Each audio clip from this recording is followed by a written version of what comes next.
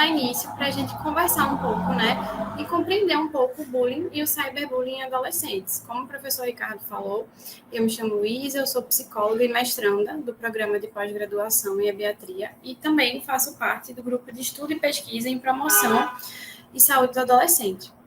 Então, de início, eu achei importante nós introduzirmos algumas reflexões, como, por exemplo, assim, podemos justificar o bullying como parte do crescimento, né? É algo normal, é algo que faz parte da troca entre a adolescência. Uma outra reflexão, né, que a gente pode pensar é o que diferencia o bullying de um conflito normal entre os pares, né? Já que a gente vem dando muita nomenclatura a esse tipo, né, de relação, é diferente de um conflito normal. Acho que é importante a gente sempre pensar sobre isso, né? A tecnologia, ela criou mais oportunidades para o bullying ou apenas ela deu visibilidade a um problema antigo, né? Já existia, foi potencializado, foi criado, né? E uma última reflexão, né, que eu acho que estamos muito nessa era da internet, então a gente se sente muitas vezes como usuário, né, numa terra onde tudo se pode falar, onde existe uma liberdade de expressão. E aí vem o questionamento, é liberdade de expressão ou cyberbullying? Né? Então, eu acredito que essas reflexões que eu trouxe agora no início, elas podem permear a minha apresentação, podem ser respondidas durante também. E eu trouxe como uma forma da gente iniciar essa reflexão para poder falar um pouco sobre isso.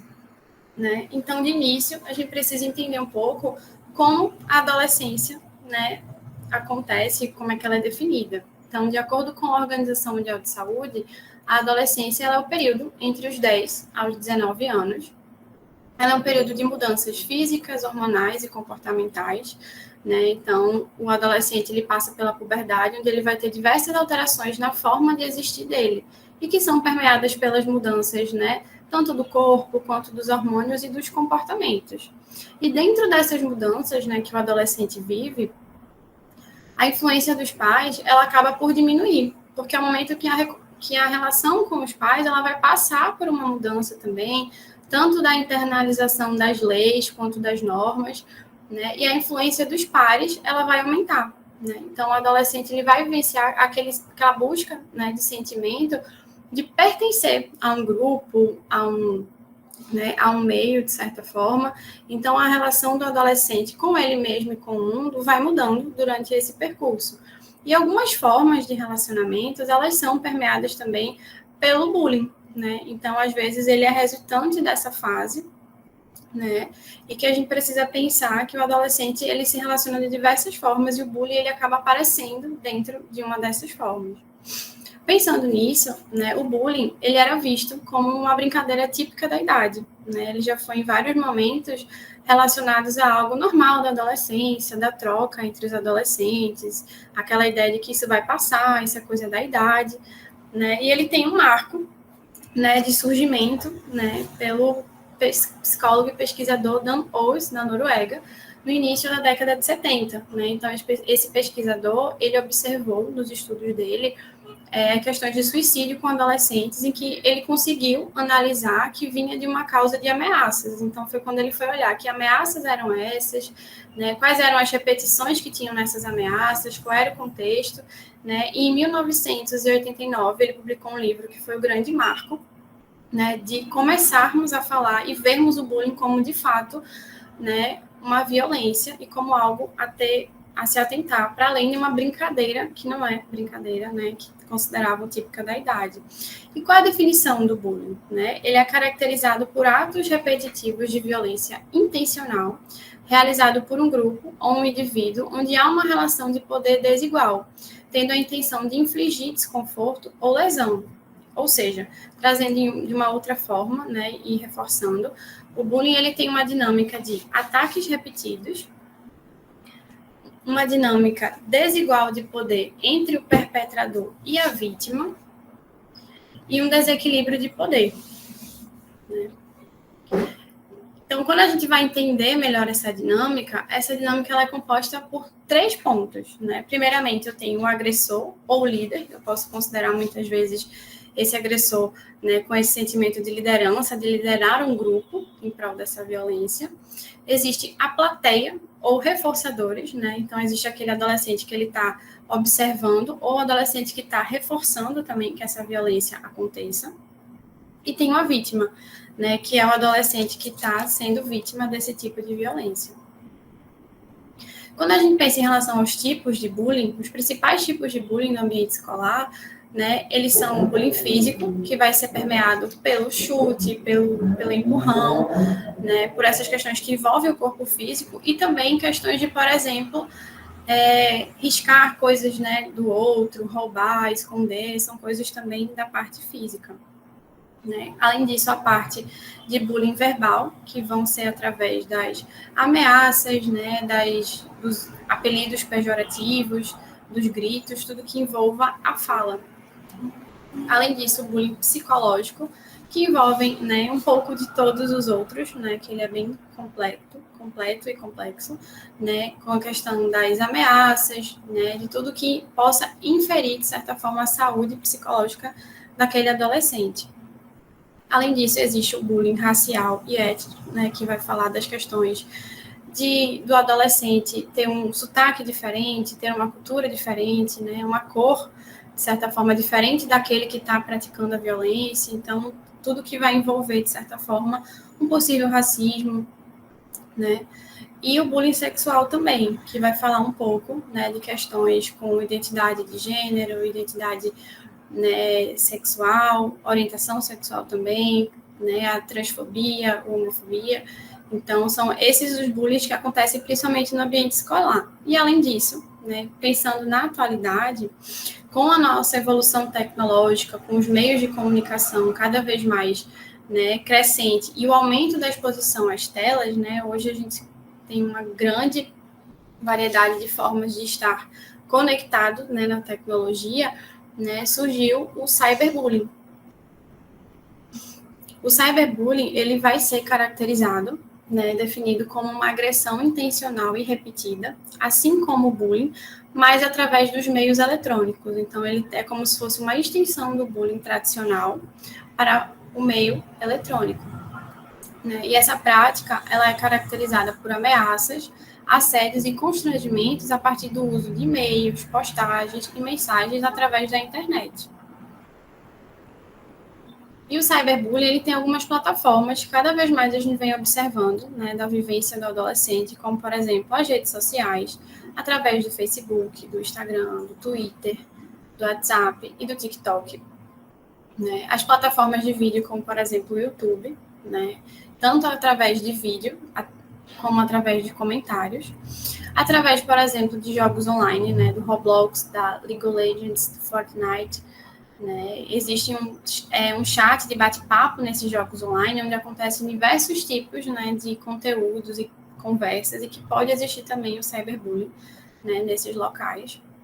Através de perfis anônimos, né, em cada uma dessas plataformas, hoje em dia o adolescente ele tem acesso a criar um perfil anônimo e praticar o cyberbullying, e através também de e-mails e SMS, né, através das postagens dentro dessas plataformas de redes sociais. E quando a gente pensa no cyberbullying, a gente pensa em diversos desafios, né? Diferente do bullying tradicional, que já é bem desafiador, o cyberbullying ele vai trazer, por exemplo, o anonimato, né? Então, onde o adolescente estiver, ele pode criar um perfil falso e ele pode praticar esse tipo de violência, e muitas vezes, né, soma com a questão da impunidade, né? Então, o fato de você estar anônimo, né, diferente da escola que você consegue visualizar quem está praticando, de que forma está sendo praticado, né, na internet é totalmente diferente.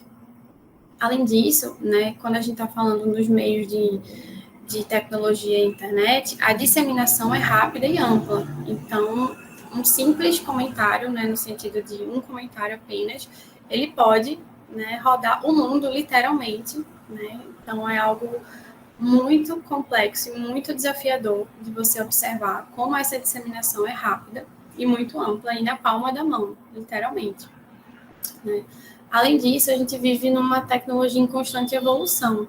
Então, cada vez mais, né, a gente pensa quando a gente olha para a adolescência, a geração de hoje, ela já nasceu dentro das telas, dentro da internet, né? É uma geração que já está inclusa nisso. Então, também existe uma dificuldade, né, de ter acesso, às vezes, a aplicativos e a formas, né, de como o adolescente, por exemplo, pode esconder. Então, hoje existem aplicativos que já têm senha, né, para alguns tipos de janela, de mensagem. Então, isso acaba criando mais um desafio de poder localizar isso, né? Por exemplo, quando a gente está falando de uma posição de pai ou de educador, né? As tecnologias, elas vêm evoluindo e criando, de certa forma, uma grande privacidade, né? E que acaba repercutindo nessa questão. Além disso, né, os desafios de detecção e monitoramento. Então, justamente por pensar nessa tecnologia em evolução, né, alguns pais são driblados, alguns educadores também são driblados na relação de poder, né, ter contato com o que o adolescente está vendo ali na internet, vendo no próprio celular. É muito difícil monitorar, por exemplo, né, se você deixar o seu filho em casa, na escola, então você não tem um contato ali o tempo todo com ele, então se torna muito fácil acesso e um difícil acesso ao mesmo tempo, quando a gente vai falar dessas questões de monitoramento. Além disso, né, a dificuldade de escapar, porque se a gente está falando desse anonimato, da disseminação rápida, né, é muito fácil, né, de certa forma, é muito fácil você postar o que você quiser, né, e quando você virar alvo, né, de certa forma, você é marcado por aquilo, né, mesmo você apagando as redes sociais, tem um impacto muito grande. Né? E fora a legalidade, que é um desafio, né? E a legalidade, lógico, que ela vai depender de cada país, né? Vai falar de cada cultura, mas, de certa forma, ela impacta em relação às punições, em relação a ela ser, de fato, né, realizada e considerada. Então, a gente vive num cenário, como eu falei no início, né, em que a internet é considerada muitas vezes uma terra sem lei, onde eu posso falar tudo, eu posso existir de qualquer maneira, eu posso falar o que eu quiser para quem eu quiser, né, que eu não vou sofrer nenhuma punição por isso. Então, também envolvem esses desafios. Né? Em relação aos dados e prevalências, né, um relatório de 2019 da Unesco relatou que quase 1 em cada 3 crianças em todo o mundo foi vítima de bullying. Né? Além disso, a prevalência de bullying no Brasil varia de 7,2% a 38,9% e a de cyberbullying varia de 3% a 72%. Então, cada vez mais os estudos estão trazendo um aumento, né, dessa prevalência desse tipo de violência, tanto pelo bullying quanto pelo cyberbullying. Né? Os estudos eles mostram que os meninos eles praticam mais bullying que as meninas. E, além disso, aproximadamente 29% do peso da depressão na idade adulta pode ser resultante da vivência de bullying na adolescência. E esse é um dado bem importante, bem considerável, né, porque quando a gente escuta, né, adultos com desconfortos, com questões de autoestima atualmente, a gente percebe o quanto vem de experiências, né, vivenciadas muitas vezes na adolescência e que são relacionadas ao bullying. Né? E pensando nisso, pensando nos impactos, pensando, né, em tudo que pode, de certa forma, resultar na vida do sujeito, eu achei importante trazer os impactos relacionados aos 3 campos, né, tanto para as vítimas, quanto para o agressor, como para a plateia. Mas vamos falar um pouquinho, né, para as vítimas. Primeiramente, quando a gente fala do impacto na saúde mental, né, uma vítima de bullying ela pode desenvolver diversas questões de ansiedade, de depressão, de autoestima, né? A maneira que o sujeito começa a se perceber, começa a de fato mudar, né? Afinal, ele está sendo vítima de violência, então ele tem a saúde mental abalada em vários sentidos. Além disso, né, quando a gente está falando da adolescência e no período escolar, a gente fala também do desempenho acadêmico. Então, é um aluno que ele pode, né, começar a tirar notas baixas, a falta de concentração, né, reflete totalmente no aprendizado, e muitas vezes, a depender da situação, existe uma evasão escolar também, né, principalmente os dados mostram em escolas públicas, adolescentes que muitas vezes abandonam, né, a escola por estarem sendo vítimas de bullying. E, além disso, né, impacta também na saúde física, né? Então, diversas dores de cabeça, dores de estômago, né, dores de barriga também. É muito comum adolescentes que não falam, né, não buscam, de certa forma, ou denunciar ou apoio, eles desenvolverem problemas físicos estando na escola por estarem vivenciando esse tipo de violência. Além disso, né, existem impactos também para o agressor. Né? A gente fala muito dos impactos para as vítimas, mas os agressores, eles também, de certa forma, sofrem esse impacto na adolescência, por exemplo, com problemas de relacionamento, né? Existe uma dificuldade, muitas vezes, de o agressor manter relacionamentos saudáveis, tanto na adolescência ainda enquanto ele pratica, quanto futuramente, né? Problemas relacionais no trabalho também. Além disso, problemas comportamentais, né? O adolescente ele vai desenvolver, de certa forma, pode desenvolver, né, a agressividade, né, a falta de empatia, né? Então, diversos problemas que vão impactar ali no comportamento dele, como, por exemplo, o uso de substâncias, né? Muitas questões relacionadas à ansiedade também. E, além disso, questões legais, né? Mais para frente eu vou falar um pouco, mas hoje já existem, né, questões legais que protegem a criança e o adolescente, né, e adulto também, em relação às questões de bullying, né? Então, se for algo efetivado, um agressor ele pode sim responder, né, judicialmente, tanto, né, com uma detenção como uma multa também. E além disso, um impacto importante a se considerar é o impacto para a plateia, né, para quem está olhando aquela violência acontecer. Então, de certa forma, pode desenvolver ali no adolescente uma sensação de impotência, né, onde ele vai, de certa forma, se sentir impotente, porque ele não está conseguindo proteger, não está conseguindo defender algum colega, né?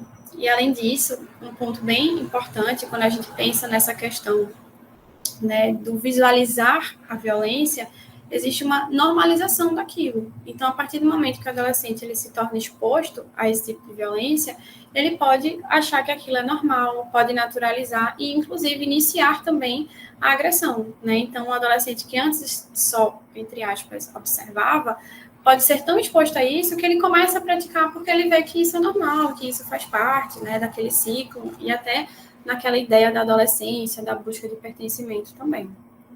E, além disso, né, de certa forma, repercute num clima escolar negativo, e que isso vai repercutir nas notas, nas relações, né? Então, de certa forma, a escola vira um ambiente, né, em que o adolescente já tem diversas dificuldades ali da sua existência, e somado a isso, né, de observar tanta violência, afeta também o clima da escola. De certa forma, né, existem os fatores de risco que eu também optei por trazer de uma forma dividida, né, para cada local dessa dinâmica, como eu falei, do bullying. E quando a gente está falando, né, dos fatores de risco do agressor, os estudos mostram que adolescentes que são fatores de risco, né, que possuem baixa empatia, então é observado, né, em adolescentes que não têm muito cuidado e muita empatia ali com o outro, geralmente do sexo masculino, né? Os estudos, como eu falei anteriormente, trazem que os meninos praticam mais que as meninas. Fala da necessidade de controle ou dominação daquele sujeito, né, que está ali naquela busca de ocupar algum lugar, muitas vezes de liderança, de controle, de querer dominar o ambiente, e ele usa do bullying e do cyberbullying para atingir esse local. Né? Alguns estudos trazem que um fator de risco importante são famílias de baixa renda, porque ela vai envolver também a educação parental, às vezes negativa. Então, é importante que se olhe para a família daquele adolescente no sentido de como é que é a educação, né? Se existe violência em casa, porque às vezes a violência em casa ela é levada para o adolescente como a violência na escola, né? Como uma forma de se defender e muitas vezes de achar que aquilo é normal, enfim. Né? E quando a gente fala de fatores de risco em relação à vítima, né, a gente pode citar a baixa autoestima, né? Então, adolescentes que são percebidos, de certa forma, com a autoestima baixa e que ficam suscetíveis a serem vítimas de bullying, né? As diferenças físicas e comportamentais, então, muitas vezes, um adolescente que tem alguma característica física ou do seu comportamento que é diferente do que os outros acham, né? Ele é uma vítima de bullying, então isso é um fator de risco bem interessante, né? A falta de habilidades sociais, então, por exemplo, o adolescente que é mais quieto, que não tem tanta... não desenvolve tanto a fala, não é muito falante, então ele pode ser sim visto como uma vítima de bullying por isso, pelas próprias características, né? E somado ao isolamento social também, um adolescente que se isola, que não interage muito, ele pode ser, de certa forma, exposto, né, ao fator de risco de ser uma vítima de bullying, e o desempenho acadêmico. Esse ponto ele é bem interessante, porque tanto o desempenho alto como o desempenho baixo, ele pode fazer com que isso seja chamado a atenção de uma forma negativa pelo agressor, né? Então, muitas vezes, aquele estereótipo de quem tira nota alta, quem estuda bastante, quem senta na primeira fileira, né? Existe já o estereótipo, muitas vezes, do agressor, né? De certa forma, olhar para isso. E na escola, os fatores de risco na escola envolvem a falta de supervisão adulta, né? Às vezes a ausência, né, desse olhar dos educadores para os corredores, para as salas, para o momento do recreio, né? De certa forma, pode promover, sim, né, o bullying, querendo ou não, fazer com que aumente, na verdade. A ausência de normas sociais. Então, como é que estão essas normas na escola? Como é que isso é acordado? Como é que funcionam, de certa forma, essas regras, né, se estão claras dentro da escola. Além disso, as respostas inadequadas a incidentes, né, de bullying, como, por exemplo, aconteceu bullying dentro da escola, né, e não agiram, de certa forma, com apoio e intervindo nisso. Então, a vítima não se sente acolhida, né, não sente que tem, de certa forma, voz. E, muitas vezes, também um outro fator de risco é a capacitação insuficiente. Então, quantos educadores e profissionais de saúde hoje são capacitados para lidar com situações de bullying e cyberbullying, né? Eles sabem os direitos, os deveres, eles sabem como reagir a isso, né? Também fala um pouco dessa capacitação. E, além disso, a falta de educação digital, né? Quando a gente fala em relação ao cyberbullying, a gente precisa entender como é que funciona o cyberbullying dentro da internet, né? Entender os aplicativos, entender onde é que o adolescente está inserido, para, de certa forma, poder intervir ali dentro também. E falando um pouco dos sinais de alerta, né, em relação a ficar atento ao que pode, né, estar sendo, de certa forma, um aviso, um comunicado, né, a gente pode pensar nas mudanças no comportamento e no humor. Então, por exemplo, o adolescente que está se isolando mais, o adolescente que está mais irritado, mais estressado, ou mais triste também, mais ansioso, são sinais de alerta para entender que tem algo acontecendo ali, né? Além disso, as alterações no desempenho escolar, então, as notas baixas, a falta de concentração, as faltas, né, em relação às aulas, são sinais que a gente precisa observar também do que está acontecendo. Além disso, problemas físicos, né, aquele adolescente que sempre se queixa de dores de cabeça, dores de estômago, de ansiedade também, né, são sinais a serem observados. As alterações no padrão de sono e alimentar também são sinais. Então, o adolescente que está dormindo menos ou dormindo demais também. O adolescente que, de certa forma, mudou a rotina de alimentação, tanto para o excesso quanto para a falta. Questões de ter, de certa forma, de obesidade, de emagrecimento. Né? A gente precisa estar olhando ali porque, de certa forma, né, é um sinal de que algo está diferente, né? Um sinal de alerta. E, além disso, sinais de autodestruição. Então, poder pensar na ideia, né, de falas sobre suicídio, né, de automutilação também, querendo ou não, né, machucados no corpo. Então, são sinais para observar um pouco que algo está mudando com aquele adolescente, algo não está dentro, né, de uma certa saúde, querendo ou não. E sinais de alerta específicos do cyberbullying é algo bem interessante de se pensar, né, já que está falando de uma vivência dentro ali da internet. Então, por exemplo, um comportamento secreto em relação aos dispositivos digitais, né? Então, aquele adolescente que, de certa forma, esconde muito, quando você chega perto, já tira, né? Ou fecha o computador, ou esconde o celular, né? Poder cuidar, de certa forma, dessa privacidade, mas com cuidado também, né? Porque o adolescente, ele busca a privacidade, ele quer ter o espaço dele, mas ele precisa também entender que ele, né, ainda é um adolescente e ele vive sob regras, né? Então isso é bem importante. Além disso, as alterações no uso, né, dos dispositivos digitais, então se está usando muito e se está usando pouco também. Isso é algo bem interessante dentro dos estudos, porque se a gente vive, de certa forma, conectado, né, a geração atual já nasceu dentro da internet, então se o adolescente usa pouco, é algo a se olhar, é algo a se atentar, né? Talvez ele esteja passando por algo e ele está evitando. Também tem isso, né? Além disso, a evitação de discussões sobre atividade online, né? O adolescente que ele toda vez ele foge, como, né, quem não deseja falar sobre isso, sobre o que ele está vivenciando na internet, de certa forma, né, essa evitação também nos momentos familiares em que ele é convocado a falar sobre, né, a vivência dele. E, além disso, é importante observar as reações emocionais durante ou após o uso, né? Como é que esse adolescente está emocionalmente enquanto ele está utilizando, quais são as reações, e quando ele termina de usar também, né? Então, esses são sinais de alerta específicos que a gente pode olhar para um adolescente que pode estar sofrendo cyberbullying. Quando a gente fala de questões legais e éticas, né, atualmente no Brasil, a gente tem a Lei 14.811 de 2024, que ela instituiu medidas de proteção à criança e ao adolescente contra a violência nos estabelecimentos educacionais ou similares, contra a prática discriminatória de jovens e crianças, né? Em caso de intimidação, em caso dessa intimidação ocorra por meio da internet, das redes sociais, ou aplicativos ou jogos, a pena ela passa de reclusão de 2 a 4 anos, além da multa.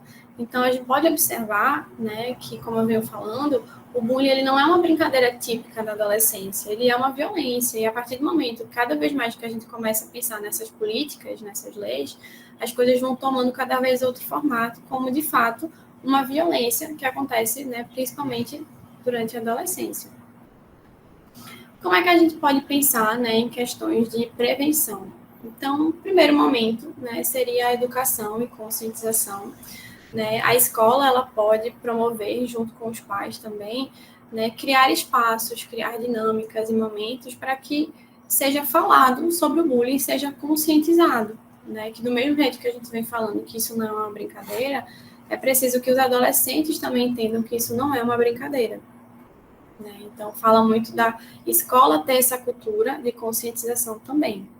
Além disso, precisa existir políticas e regras claras, né? Quantas escolas, quantos adolescentes sabem de fato que existem leis, que existe um respaldo, né, querendo ou não, dentro da Constituição para lidar com isso, né? As regras em relação a isso precisam ser claras, tanto de denúncia quanto de apoio em relação a esse espaço, né? O jovem poder contar, de certa forma, com a escola também, né? Envolvimento da comunidade escolar, então é preciso que a comunidade escolar como um todo, né, desde o porteiro, a diretora, ao secretário, todas as pessoas estejam envolvidas ali buscando esse tipo de prevenção e buscando estar atentos, né, porque às vezes algo dentro da sala de aula não é visto, mas fora da escola, nos corredores, na saída, nos banheiros, né, pode ser de certa forma visto também. Além disso, né, poder criar formas de monitorar e supervisionar as relações, tanto em casa quanto na escola, né? Isso é bem importante, estar atento, né, a essas relações e poder criar, de certa forma, um espaço de apoio a essas vítimas, né, criando as intervenções. Então, quantos adolescentes não denunciam o bullying, o cyberbullying, por não acharem que, de certa forma, terão esse apoio, por não verem que a escola é aberta a lidar com isso, né? Então, torna-se bem importante esse cenário. E, além disso, a promoção de um ambiente positivo, né? Que isso está falando, de certa forma, dessa educação, da conscientização, né? Onde a escola ela deve atuar no ambiente positivo, né? Criando um cenário de cuidado e de saúde para esse adolescente também. E como intervir, né? Na verdade, as coisas elas acabam sendo bem parecidas, mas é porque, de fato, né, a educação e a informação ela tem uma importância muito significativa, né? Então, a gente precisa deixar claro dentro das escolas, né, nas famílias e na parte da saúde também, o que é, de fato, bullying, né? Às vezes, uma brincadeira e uma ação, ela não é vista como bullying, porque, às vezes, o adolescente nem sabe a profundidade, né, desse fenômeno. Então, é importante toda essa política de educação e informação. O envolvimento dos pais também é algo essencial, né? A escola sozinha, de certa forma, ela não consegue atuar, ela precisa que os pais se envolvam dentro disso, precisa haver, de certa forma, uma comunicação com os pais, e a linguagem, né, dos pais precisa também estar na escola, e a da escola também precisa estar dentro de casa, né? Então, a escola poder alinhar esse envolvimento com os pais é muito importante nesse combate ao bullying, né? Poder também criar, né, intervir de formas através da empatia e da resiliência, né? Poder criar momentos em que os adolescentes tenham oportunidade de vivenciar dinâmicas em relação à empatia e à resiliência, né, como essa habilidade de enfrentamento também em relação às adversidades. E a educação digital, né, como falei anteriormente, é muito importante que a gente entenda como é que funciona, né, os meios em que os adolescentes estão inseridos, né, como é que eles usam esse aplicativo, o que o aplicativo promove, né, como é que se mexe no aplicativo, né, então, de certa forma, a educação digital, ela perpassa para todo mundo, os profissionais de educação, da saúde, os próprios pais e os próprios adolescentes também, né, essa parte da educação digital é como se fosse lá uma etiqueta da internet. O adolescente ele precisa entender como é que funciona a internet. Né? E além disso, todos esses fatores juntos, eles são somados aos fatores de proteção. São maneiras de proteger o adolescente desse tipo de violência, tanto física quanto presencial. Então, as próprias maneiras de intervenção já nos mostram que se relacionam com fatores de proteção também. E pensando nisso, né, como é que a gente pode, de certa forma, capacitar adolescentes para lidar com isso, né? Já que a gente está falando que muitas vezes o bullying ele precisa ser denunciado, ele precisa ser, né, visto para que se possa intervir nisso e poder cuidar daquele adolescente, né? Então, de certa forma, promover uma cultura de educação emocional, né, de ter profissionais da saúde dentro das escolas também promovendo essa educação emocional através de habilidades de enfrentamento, como a empatia, a resiliência, né, a busca dessa promoção, tanto da autoestima quanto da autopercepção também. Né. Atividades de empatia, então, poder criar, de certa forma, na escola, uma cultura, né, onde eu posso ter cuidado com o outro, já que muitas vezes essa empatia pode não estar vindo de casa, né, pode não estar vindo da cultura familiar, ela pode ser criada dentro da escola também. Né. E, além disso, um espaço de apoio, que esse é um ponto essencial, né, quando a gente está falando em relação à escola e a profissionais de saúde, o adolescente, ele sentir que ele tem aquele apoio e que ele pode contar com aqueles profissionais, e principalmente em casa, né, a gente precisa envolver tanto a escola quanto os pais nesse cuidado ao adolescente, né. Como considerações finais do meu trabalho, né, eu trago que o bullying e o cyberbullying devem ser vistos como violência e não uma brincadeira entre jovens. Então, foi algo que eu trouxe bastante nessa apresentação. Né? Ele não é uma simples brincadeira, um simples apelido, não, ele é uma violência, de fato. Né? O combate ao bullying e ao cyberbullying, ele requer uma abordagem multidimensional. Então, falei bastante também durante a apresentação que sozinha a escola, né, tem a sua limitação. Então, é preciso que a escola, junto com os pais, junto com os adolescentes, inclusive, e profissionais de saúde, possam, né, ter esse olhar amplo para o combate do bullying e do cyberbullying. Né? Além disso, deve existir o diálogo aberto entre os jovens e adultos, incentivando a denúncia e a busca de apoio nesses casos. Né? Então, o adolescente ele precisa entender que ele não está sozinho, que se ele passar por isso, ele pode e ele tem a quem recorrer. Né? Então, a plateia, como eu falei, né, os alunos que ficam observando essa violência, eles também podem denunciar. Né?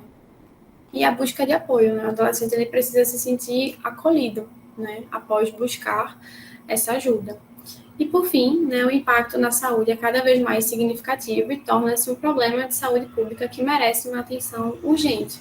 Né? Então, cada vez mais a gente precisa entender o bullying como uma violência e não uma brincadeira, e perceber os impactos na saúde dos adolescentes, inclusive na vida adulta, né? Que foi algo que eu quis dar uma ressaltada também, que muitas das questões vivenciadas na vida adulta, ela vem de ter sido, né, experienciadas como violência na adolescência.